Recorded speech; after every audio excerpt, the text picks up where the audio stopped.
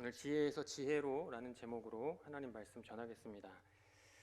하나님의 백성들이 살아가는 오늘 이 현재를 우리의 언어, 하나님 나라의 언어로 이야기해 보면 우리의 현재는 이미 이루어진 하나님 나라와 장차 완성될 그 하나님 나라 사이의 시간을 가리킬 것입니다. 하나님 나라는 이미 임했지만 아직 완성되지 않았기 때문입니다. 그러니 우리는 이미 임한 하나님 나라를 향유하는 동시에 장차 완성될 하나님 나라를 또한 기대하면서 그 사이 오늘 현재를 살아갑니다. 우리는 이미 임한 하나님 나라 안에서 마땅한 자유와 구원의 기쁨을 누리고 있습니다. 복음이 주시는, 복음이 허락하는 그 구원의 기쁨 우리가 누리고 있습니다. 이것만으로도 풍성한 복이지만 여기가 종착지는 아닙니다. 아직 완성을 향해서 가야 할 길이 남아 있습니다. 그러니 현재를 살아가는 우리가 이미 누리고 있는 것만을 가지고서 이만하면 되었다, 그렇게 할 수 없습니다. 이것은 나와 이 세계를 둘러싼 모든 영역에 적용됩니다. 현실의 세계, 개인의 역사, 우리의 일상, 심지어 우리의 생명, 특별히 믿음과 지혜도 그렇습니다. 우리는 현재 우리가 향유하고 있는 주님과의 관계, 또 믿음과 지혜가 더 이상 바랄 것이 없을 정도로 충분하고 충만하다, 이렇게 말해서는 안 됩니다. 주께서 완전한 계획 가운데 당신의 나라를 완성으로 이끌고 가시는 이 과정 안에는 우리의 믿음과 지혜를 역시 하나님의 수준으로 빚으실 계획이 포함되어 있고 그것이 실제로 전개되고 있기 때문입니다. 이 계획에 대해서 하나님은 타협이 없으시고 물러서지 않으실 겁니다. 물러설 생각이 없으십니다. 이렇게 완성을 향해 있는 하나님의 뜻과 계획이 이루어지고 있는 이곳이 우리가 살아가는 현실이라는 무대입니다. 그것을 성경은 때때로 고난이라 혹은 환난이라 이렇게 부릅니다. 우리가 완성의 때 영광의 자리에 이르는 일이 그렇게 쉽지만은 않다는 뜻이고 실제로 우리는 그 어려움들을 익히 경험하고 있습니다. 로마서 5장에서 바울도 이렇게 말하죠. 또한 그로 말미암아 우리가 믿음으로 서 있는 이 은혜에 들어감을 얻었으며 하나님의 영광을 바라고 즐거워하느니라. 다만 이뿐 아니라 우리가 환난 중에도 즐거워하나니 이 환난은 인내를, 인내는 연단을, 연단은 소망을 이루는 줄 알미로다. 바울은 그리스도인의 현실을 환난이라고 부릅니다. 환난은 부정적 단어이지만 바울은 놀랍게도 그리스도인은 이 환난 중에도 즐거워한다고 역설합니다. 왜냐하면 환난은 인내를, 인내는 연단을, 연단은 소망을 이루기 때문입니다. 인내하면 어떻습니까? 우리 성도님들 잘 공부하신 것처럼 인내하면 우리는 지혜가 떠오릅니다. 시험을 만나거든 지혜가 우리에겐 떠오르죠. 인내를 온전히 이루라. 이는 너희로 온전하고 구비하여 조금도 부족함이 없게 하려 함이라. 너희 중에 누구든지 지혜가 부족하거든 모든 사람에게 후히 주시고 꾸짖지 아니하시는 하나님께 구하라. 그리하면 주시리라. 우리가 여러 가지 환난 가운데 인내할 수 있는 것은 이렇게 하나님께서 주시는 지혜 때문일 것입니다. 지혜는 이처럼 우리가 매번 마주하는 현실을 넉넉하게 살아내게 하는 주의 은총이라 할 수 있겠습니다. 욥기는 지혜의 책입니다. 또한 믿음의 책이고 고난의 책이라 부릅니다. 그리스도인의 현실을 성경은 환난이나 고난으로 본다는 것을 기억하면 우리의 현실, 그리스도인의 현실을 환난이라고 이렇게 부르고 있죠. 그것을 기억하면 이 고난의 책이라 불리는 욥기는 또한 현실의 책이라 이렇게 부를 수도 있을 겁니다. 욥의 고난은 물론 오늘 욥기를 계속 묵상하고 있는데 우리 이 안에 등장하는 욥의 고난은 물론 이례적이고 특별합니다. 우리로서는 도저히 상상할 수 없는 일일지 모르겠습니다. 대한민국의 현실 안에서는 이 욥의 고난을 상상하기가 쉽지 않습니다. 하지만 그렇다고 이 욥의 고난을 우리와 멀리 떨어져 있는 어떤 동화처럼 그렇게 무시되어서는 안 됩니다. 정도의 차이가 있을지언정 우리의 현실 역시 그와 같은 맥락 위에 있기 때문입니다. 이런 현실을 살아가는 하나님의 백성으로서 우리는 어떻게 하나님을 이해하고 우리의 삶을 어떻게 바라봐야 할까요? 이것이 욥기가 말하는 지혜입니다. 이 지혜가 만만치 않은 현실 속에서도 우리로 인내하며 하나님과 함께 춤출 수 있는 길로 인도할 것이라고 봅니다. 우스 땅에 욥이라는 사람이 있었습니다. 온전하고 정직하게 하나님을 경외하며 악에서 떠난 사람이었습니다. 이 사람은 의인이었습니다. 의인이라 하는 이 평가를 꼭 기억해야 합니다. 욥은 의인이었고 실제로 그렇게 살았습니다. 그에 걸맞게 욥에게는 아들 7과 딸 3이 있었습니다. 소유물의 규모도 어마어마했죠. 종도 많았고 당대 주변의 평판도 매우 훌륭했습니다. 이와 같은 풍요와 이와 같은 명예에도 욥은 교만하지 않았습니다. 자식들이 잔치를 벌이면 혹시나 하나님 앞에 범죄했을까 해서 명수대로 번제를 드렸습니다. 그러니까 주 앞에 성실했고 또 주 앞에 손색이 없는 그런 사람이었습니다. 그러던 어느 날 천상에서 회의가 벌어지죠. 하나님의 아들들이 있고 사탄도 있었습니다. 그때 하나님께서 욥을 언급하십니다. 자신의 자랑이요 당신의 명예라 이렇게 소개합니다. 여호와께서 사탄에게 이르시되 네가 내 종 욥을 주의하여 보았느냐. 그와 같이 온전하고 정직하여 하나님을 경외하며 악에서 떠난 자는 세상에 없느니라. 이와 같은 평가에 사탄이 발끈합니다. 어찌 까닭 없이 하나님을 경외하리이까. 주께서 그와 그의 집과 그의 모든 소유물을 울타리로 두르심 때문이 아니니까. 욥은 하나님을 경외하는 삶을 살았습니다. 하나님께서도 인정하신 삶이었습니다. 그에 합당한 조건과 복을 누렸습니다. 그 모습을 두고 사탄이 의문을 제기한 겁니다. 하나님을 경외하는 것은 까닭이 있기 때문입니다. 라는 것입니다. 이것이 사탄의 신앙입니다. 그가 말하는 신앙의 목적은 하나님이 아니라 그런 조건들입니다. 재산도 어마어마하고 자식들도 많고 종들도 많고 주변의 평판, 명예도 다 이렇게 좋았던 이런 어떤 조건들이 갖춰져 있으니까 하나님을 경외한 것이 아닙니까? 라는 것이죠. 그런 조건들이 갖춰져 있으면 나도 그렇게 하나님을 경외할 수 있겠습니다. 이렇게 말하는 듯합니다. 그런데 그런 것들은 어떻습니까? 그런 조건들은 결국 나를 향해 있습니다. 내 욕망이 초점입니다. 나를 만족시켜 주시면 하나님 잘해 드릴게요. 그렇지 않으면 하나님께서는 제게 가치가 없습니다. 이렇게 말하는 것과 다르지 않습니다. 하나님을 우상처럼 그렇게 숭배하는 것이죠. 성도님들, 인격적 관계 안에 다른 목적이 개입되면 그것은 더 이상 순전한 사랑의 관계를 할 수 없을 것입니다.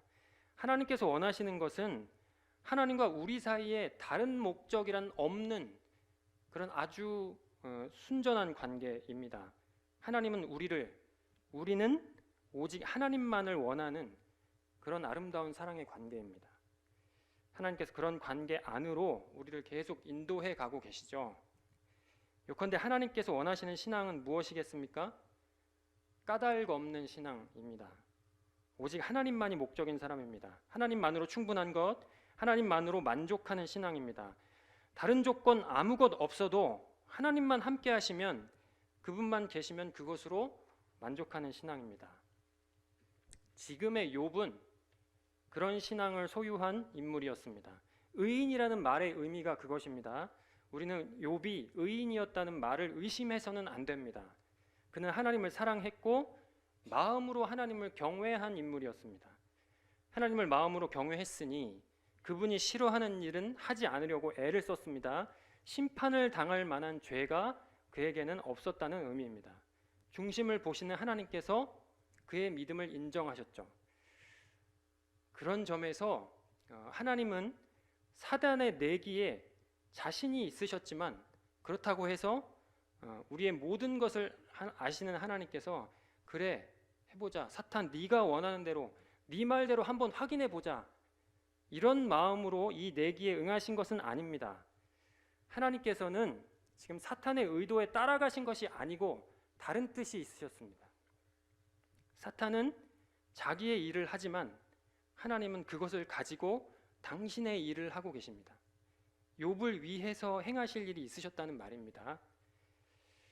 성도님들, 십자가를 한번 떠올려 보십시오. 십자가가 그렇지 않습니까?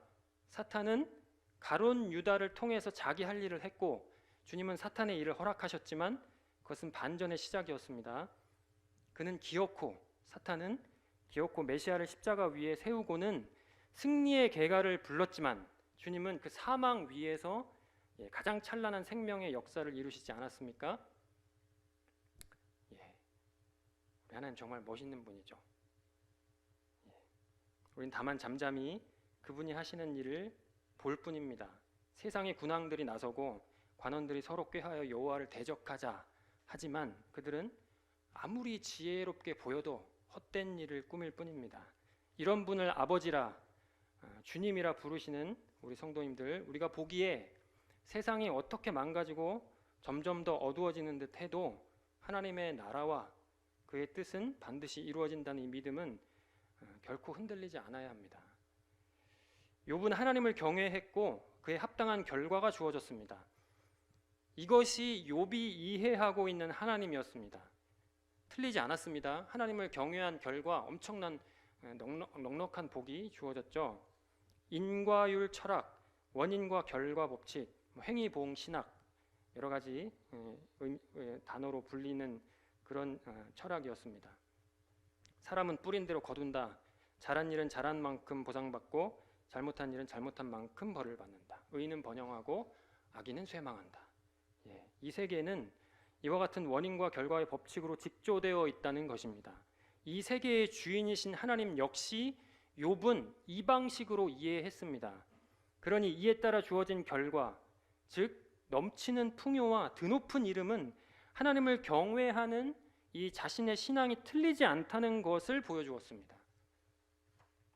이 행위 보응 원리는 정말 기본 중의 기본입니다. 뼈대이고 최소한의 기준입니다. 결코 무시되어서는 안 됩니다. 이것이 무너지면 하나님의 공의, 정의, 심판 이런 말들이 공허해집니다. 기초 중의 기초이죠. 세상은 이것이 없으면 그야말로 질서 없는 혼돈일 겁니다. 이 원리를 가장 잘 담고 있는 것이 토라, 신명기, 율법 그리고 잠언의 지혜입니다. 우리가 열왕기 묵상을 지나왔는데 분열 왕국 이스라엘은 그런 점에서 어떻습니까? 열왕기서를 묵상할 때 저자가 견지하고 있는 관점을 신명기 사관이라 이렇게 말씀드린 기억이 있습니다. 여러 번 그 말을 들으셨을 텐데 행위 보응 원리입니다. 말씀에 순종하면 그에 합당한 결과를 얻고 불순종은 저주를 의미했습니다. 이와 같은 보응 신학이 그야말로 기초이고 뼈대라면 그 분열 왕국 이스라엘은 그런 기초와 기본도 되지 않은 그 기초에도 한참 미달이었던 그런 모습이었습니다. 그러니까 신명기에서 약속하신 그 축복을 보고서라도 좀 하나님께 나아오라 해도 싫다고 거부한 그런 유치원생 수준도 안 되는 그런 사람들이 당시 분열 왕국 이스라엘 사람들이었고 그것이 열왕기 저자의 고발입니다. 욥은 어떻습니까? 욥은 이것에 대해서만큼은 성실했고 철저했던 인물이었습니다. 신명기 신학, 잠언의 지혜 이것은 최우수로 패스한 인물이었다는 말입니다. 그러니까 하나님이 목적인 인생이었던 것은 분명한데 그 결과에 대해서는 어떻습니까? 여전히 순종의 결과는 축복이라 하는 그런 예측 가능의 신학, 인과율 신학 혹은 규정의 신학 이런 틀 안에 있었던 사람입니다. 이와 같은 이해를 갖고 있는 욥에게 이것이 그 인생의 어떤 원리와 인생의 그 지향점, 방향 이런 것들을 결정했던 그 욥에게 만약 하나님을 경외한 결과가 축복이 아니라 저주라면, 축복이 아니고 상상할 수 없는 극심한 고난이라면 그럼 어떻게 되는 것입니까? 여호와께서 사탄에게 이르시되 내가 그의 소유물을 다 너의 손에 맡기노라. 이제 그런 일이 벌어지기 시작하는 겁니다. 하나님께서 창조주라 자유하신 인격이라 하는 말은 아무리 이 세계의 질서를 떠받치고 유지하게 하는 가장 기본적인 원리라 하더라도 하나님은 그 안에 갇혀 계시지 않는 분임을 뜻합니다. 인과율 너머의 하나님이시죠. 창조 세계 너머의 하나님, 도덕 법칙 너머의 하나님이고 설명할 수 없고 이해할 수 없는 하나님이십니다. 이것은 하나님께서 욥과 같은 그런 범죄하지 않은 신실한 의인에게도 때로 고난을 허락하실 수 있는 분이라는 뜻이기도 합니다. 우리는 그 하나님을 얼마나 알고 있습니까? 이 안에서 우리는 욥의 고난이 가지는 의미를 발견할 수 있겠습니다. 그리스도인의 고난, 환난은 우리의 현실과 우리가 장차 도달할 영광의 자리, 그 사이라는 배경에서 이해해야 한다고 말씀드렸습니다. 우리의 현실, 장차 영광의 자리, 그 사이를 우리가 살아갑니다. 그것을 현재라, 그 배경에서 우리 그리스도인의 현재를 이해해야 된다고 말씀드렸는데 어떻습니까? 그 안에서 우리는 아직 초라합니다. 모자란 부분이 많고 부족한 부분이 많죠. 그런데 하나님은 그런 우리를 영광의 자리로 이끌어 가시는 일에 물러섬이 없으십니다. 그러니 우리는 어떻게든 나아갈 겁니다. 완성의 자리로. 나아간다는 말은 현재 머물러 있는 자리를 떠난다는 말입니다. 이것은 현재 붙잡고 있던 자기 이해의 자리를 벗어나는 일이고 자기 고집을 내려놓는 일입니다. 그 과정이 필요하다는 의미입니다. 여전히 그 자리에 머무를 것을 계속 고집하다가는 욥과 욥의 친구들처럼 혼돈과 혼란이 야기될 겁니다. 그런데 성도님들, 현재 붙잡고 있는 자기 주장을 내려놓는 일은 우리에게 익숙했던 범주를 벗어나는 일이기 때문에 대부분 두렵고 싫습니다. 더구나 이것은 그냥 저절로 되지도 않습니다. 자리가 편안하면 우리는 보통 일어나려고 하지 않습니다. 자리가 편안한데 계속 머물러 있고 싶죠. 그러니 두려우리만치 생경하고 낯설고 이제껏 경험하지 못했던 재난이 동반되어야 그 자리에서 일어나서 나아갈 수 있는 어떤 가능성이 생기겠습니다. 내 존재와 평생의 고집을 이때껏 고수해왔던 나의 어떤 그 신념과 고집을 뒤흔드는 일이 얼마나 어려운지를 생각하면 그 재앙의 정도는 아마도 그리 단순하지 않을 수 있겠습니다. 그래서 고난이라 부릅니다. 그런데 생각해보면 우리의 현실은 거의 대부분 그런 문맥과 그런 배경 위에 있습니다. 하나님은 이에 대해서는 타협이 없으시다 말씀드렸는데, 그렇다면 이것은 당신의 백성들에게는 반드시 가야 할 길이라는 의미입니다. 우리에게 얼마간의 각오가 필요할 겁니다. 오늘 본문에서 우리는 그런 하나님을 만납니다. 의인에게 어떻게 이런 고난이 찾아오는가? 욥기 1장의 지혜로는, 오늘 본문의 지혜로는 도저히 풀 수 없는 질문입니다. 어떻게 범죄하지 않은 자에게 이런 저주가 임하는가? 이것은 도대체 뭐지? 의인의 고난, 이런 것이 과연 있는가? 이해할 수 없고 까닭을 알 수 없었던 그런 일이 지금 욥에게 일어난 겁니다. 그러니 오늘 본문의 하나님은 욥에게는 그의 신앙 인생 전체가 흔들릴 정도로 아주 낯선 분이십니다. 도무지 알 수 없는 하나님, 이 하나님이 내가 알고 있던 그 하나님이 맞나? 라는 고민이 이제 지금 시작된 거죠. 욥의 지혜, 지금 욥의 지혜는 1장에서 우리가 만나는 37장까지 우리 욥과 그의 친구들 안에서 만나는 그의 지혜는 아직 확장되기 이전입니다. 더 넓어지기 이전의 지혜입니다. 그러니 그는 어떻게든 지금 가지고 있는 그 지혜로 당신이 처한 현실과 그 하나님을 이해해 보려고 안간힘을 쓰지만 불가능합니다. 욥의 친구들 역시 그와 같은 소위 인과율의 그물을 가지고서 욥을 얽어매죠. 욥의 고난은 결과요 심판이니 뭔진 모르지만 욥의 범죄가 원인이다. 너의 범죄가 원인이니까 이런 심판의 결과가 생긴 것 아니냐. 그러면서 욥을 이제 죄인으로 단정짓습니다. 그리고는 회개를 유일한 해결책으로 제시하고 그렇게 해야 문제를 풀 수 있다고 끝까지 고집하죠. 하지만 욥은 아무리 생각해도 그럴 만한 죄를 범하지 않았습니다. 그렇게 서로의 대화가 오갈수록 싸움은 격렬해지고 욥의 입도 굉장히 거칠어지기 시작합니다. 의인 욥에겐 어떻습니까? 두 가지 길이 있습니다. 하나는 가서는 안 되는 길이고 하나는 감히 스스로는 갈 수 없는 길입니다. 우선 자기 인생을 투신했던 그 신학을 끝까지 붙잡고서 하나님은 악하고 불의하다고 결론짓고 욕하고 죽는 길입니다. 욥의 아내가 제안했던 길입니다. 그 신학에 의하면, 지금 욥이 가지고 있는 그 지혜에 의하면 실제로 그렇습니다. 하나님은 악한 분입니다. 의인에게 이와 같은 고난을 퍼붓는 분이 선할 수 없다라는 거죠. 하지만 어떻습니까? 욥은 차마 이 길로는 갈 수 없습니다. 욥은 의인이었습니다. 하나님과의 관계 안에 있었던 사람이었다는 말입니다. 두 번째는 자기 인생을 담았던 그 인과율 신학을 깨뜨려 버리는 길입니다. 욥의 하나님 이해, 그의 신학이 가지고 있었던 틀이 깨어져서 그 이해의 범주가 확장되는 길입니다. 하나님과 자신과 그 현실에 대한 이해의 지평이 넓어져야 하는 길입니다. 그런데 문제는 그것을 자기가 자기 마음대로 깰 수 있습니까? 이것은 하나님과 관련한 기준이고 하나님께서 정해주신 지표였기 때문에, 욥이 그것을 믿었기 때문에 그것을 감히 스스로는 깰 수 없습니다. 욥이 이 도전과 딜레마 앞에 세워진 겁니다.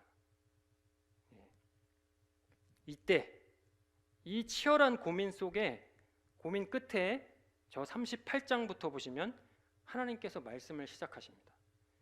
놀랍게도 욥에게 임한 고난에 대해서는 한마디도 하지 않으십니다. 다만 창조와 우리를 둘러싼 창조 세계, 이 피조 세계의 신비를 역설하십니다. 네가 이것을 아느냐? 저것을 아느냐? 창조 세계의 주권자가 누구냐? 누가 문을 닫아 바다를 가두었느냐? 이런 알 수 없는 질문들을 계속 반복하시죠.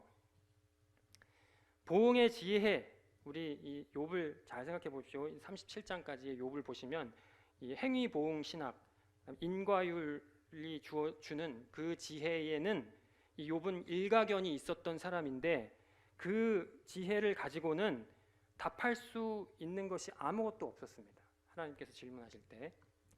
그러니까 욥의 고난은 심판도 아니고, 그러니까 결과가 아니라는 말입니다. 어떤 원인이 있었고 결과로 주어진 그런 어떤 결과가 아니었다는 말이고, 또 어떤 과정이나 훈련도 아니었습니다. 물론 그런 종류의 고난이 있을 수 있습니다. 하지만 욥이 경험한 이 의인의 고난은 그렇게 정의할 수 없고 함부로 해석할 수 없습니다. 그러므로 신비입니다. 우리도 사실은 이와 같이 이해할 수도 없고 이해하려 해서도 안 되는 그런 고난을 더 자주 경험하고 있는지 모르겠습니다. 하나님께서 창조 세계의 신비를 말씀하신 것은 이처럼 우리의 고난이 그와 같은 신비의 영역 안에 있다는 의미입니다. 창조와 창조 세계가 불가해하듯이, 창조와 창조 세계를 우리가 이해할 수 없듯이 우리 인생의 고난 역시 그와 같은 문맥위에 있다는 겁니다. 그 같은 창조의 신비 안에 있는 것이 우리의 고난이라는 뜻입니다. 하지만 알 수 없다고 해서 그것이 하나님의 통치 밖에서 일어나는 일은 결코 아닙니다. 창조와 창조 세계가 그러하듯이 고난 역시 하나님의 주권과 섭리 안에 있습니다. 우리가 알 수 없고 내가 이해할 수 없다고 해서 그것이 하나님의 부재를 의미하는 것은 결코 아닙니다. 창조 세계의 신비 안에 여전히 하나님이 계십니다. 이 모든 세계, 우리가 다 알 수 없는 이 세계를 하나님께서 운영하시고 붙잡고 계십니다. 그처럼 우리의 이해할 수 없는 현실 중에도 하나님은 살아계시고 하나님 함께 하십니다. 욥기 내내 1장 하나님께서 이를 허락하셨다는 사실부터, 하나님께서 사단의 어떤 그 요구를 허락하시죠. 거기서부터 시작해서 42장 불가해한 창조의 신비, 창조 세계의 신비까지 그 안에서 우리에게 명확한, 모두가 다 모호하고 결론이 나지 않고 끊임없는 토론과 논쟁이 계속 반복되는데, 이 욥기 내내, 이러한 욥기서 내내 우리에게 명확한 유일한 단 한 가지 사실은 이와 같은 하나님의 현존, 그분의 함께 하심입니다. 우리 이해할 수 없는 그 모든 현실과 창조 세계와 고난과 우리의 고민 속에 그럼에도 하나님 그 중에 함께 하신다는 것, 그거 하나는 유일하게 명확한 한 가지 사실이었습니다.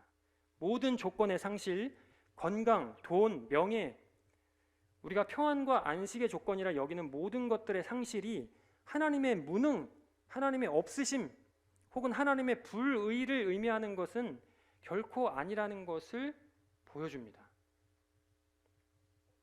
상실과 자기 이해, 파괴의 경험 속에서 정말 이해할 수 없는, 이때껏 내가 붙잡고 있었던 그 지혜가 완전히 다 송두리째 무너져 내리는 그런 경험 속에서 눈이 멀었죠, 욥은요.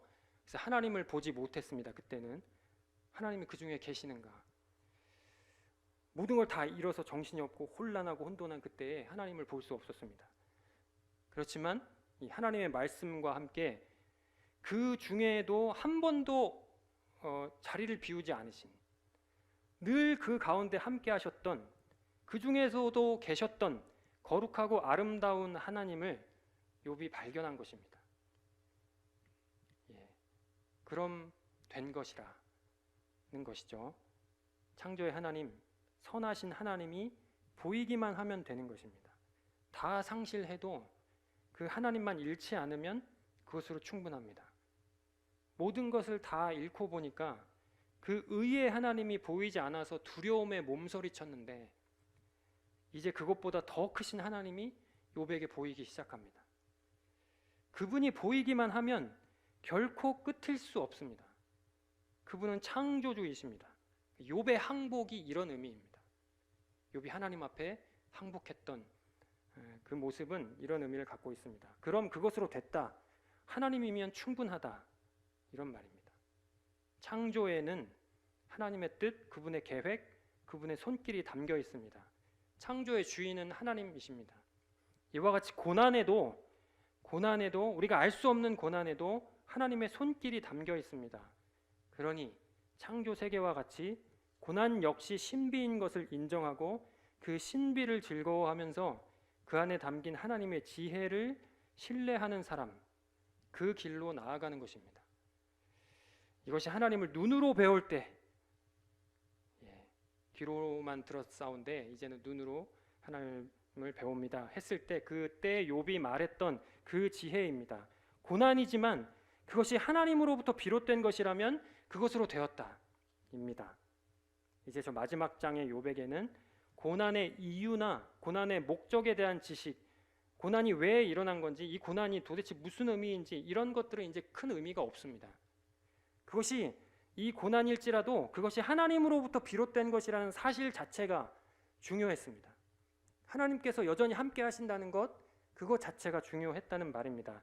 인과율 넘어 이해가 불가능한 고난이지만 그래도 창조주 하나님이라는 의미가 부여된다면, 우리의 모든 현실 가운데 창조주 하나님이라는 의미가 부여된다면 우리에게도 욥과 같이 인내의 가능성이 조금 더 열리지 않을까 생각합니다. 우리가 고난을 쉽게 말하는 거 결코 아닙니다. 물론 어렵고 힘들지만 우리에게는 그래도 인내의 가능성이 조금 더 열리지 않을까 생각해 봅니다.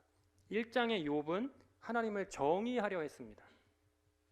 그에게는 틀리지 않은 원리가 있었고 틀리지 않았으니 그 안에서 하나님을 이해하는 일을 추호도 의심하지 않았습니다. 하나님이 이런 분이시다, 하나님 저런 분이시다 라고 믿고 있었습니다. 하지만 하나님은 그 너머에 계신 분입니다. 그것으로 정의 내리고 해석할 수 있는 분이 아닙니다. 그분이 주권자로 계신 창조세계, 그리고 고난이 역시 그렇습니다. 그러니 신비입니다. 욥은 이제 규정하는 신학을 토대로 규정하지 않는 신앙으로까지 나아가고 있는 것입니다. 규정하려는 욕망을 내려놓습니다. 이해할 수 없는 일 앞에서 함부로 이해하려 하지 않습니다. 설명할 수 없는 것은 그대로 둡니다. 모호함을 답답해하지 않는 대로 그렇게 나아가고 있다는 말입니다. 온 우주의 창조주 하나님을 본다는 것은 그런 뜻입니다. 우리는 다만 하나님을 신뢰할 뿐입니다. 하나님 함께 하시면 그것으로 충분하다는 말입니다. 하나님으로부터 비롯된 것이면 까닭을 알 수 없어도 괜찮습니다. 이것이 절대 믿음이고 까닭 없는 신앙입니다.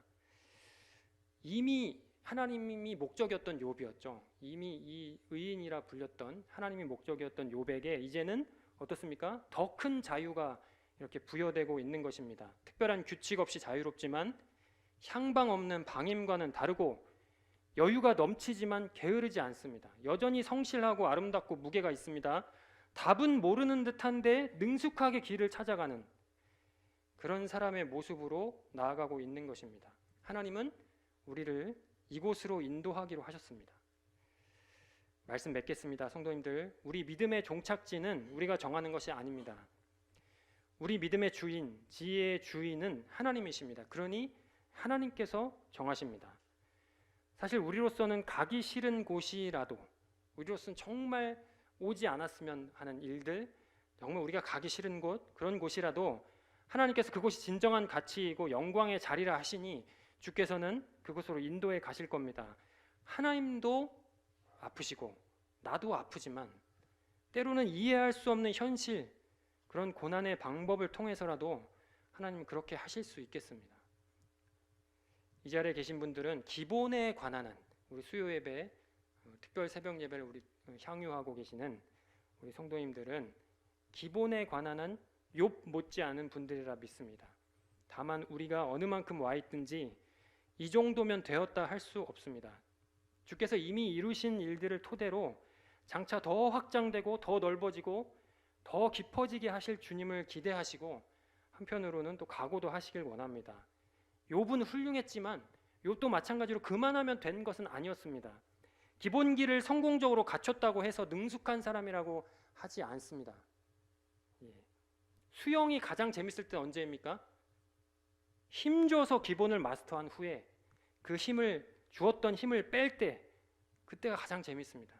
기본기를 갖추었으면 이제 그것을 토대로 더 자유로워져야 합니다. 성도님들, 이와 같은 문맥 위에 있는 상황들을 우리는 고난이라 부를 수 있겠습니다. 고난이란 단어가 갖는 어떤 의미의 한계가 있으니 고난보다는 현실이라 부르는 것이 좀 더 낫다고 봅니다.